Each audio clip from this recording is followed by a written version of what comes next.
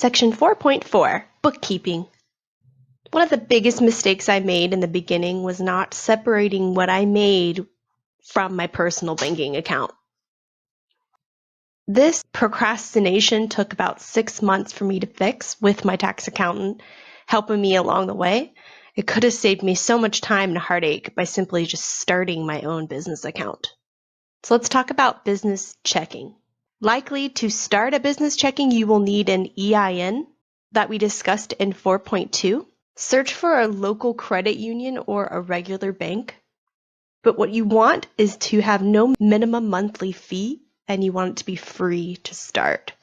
I found a local credit union around where I live in Florida that didn't cost me anything, but I did need an EIN, and I needed to have at least $100 in that bank account to start it. So that is something to think about as well.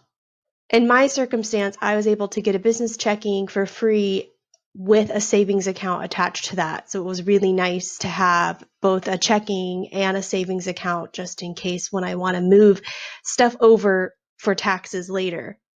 Etsy will act as a holding place for the money you make with sales. They will use this bank account for deposits and withdrawals. In Etsy settings, you can choose to have them deposit your money to your business account daily, weekly, bi-weekly. It's extremely flexible. Let's research some different bookkeeping services. So of course, my tax accountant loves QuickBooks. Not everybody needs to use QuickBooks, but I know there are a lot of tax accountants and CPAs that do. There's also YNAB. They charge a monthly fee. And of course, you can always just keep track of what's coming in and what's going out on Excel, but I really want to make sure that you keep track of this consistently because you do not want this to get behind. You want to track what is coming in versus what is going out. It's very simple. What you are wanting to keep track of: fixed expenses. So these are your monthly reoccurring bills, your cell phone, your email software, internet bill, rent, programs, etc.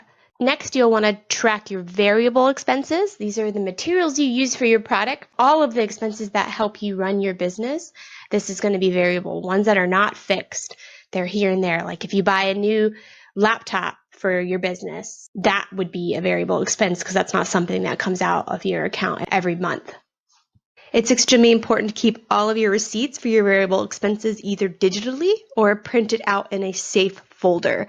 I package all of my expenses up in categories for my tax accountant to make our lives much easier. Attached to this section, I have a tracker for your expenses and a cheat sheet for tax deductions. Please, I can't stress this enough, how much I recommend a tax accountant for further questions.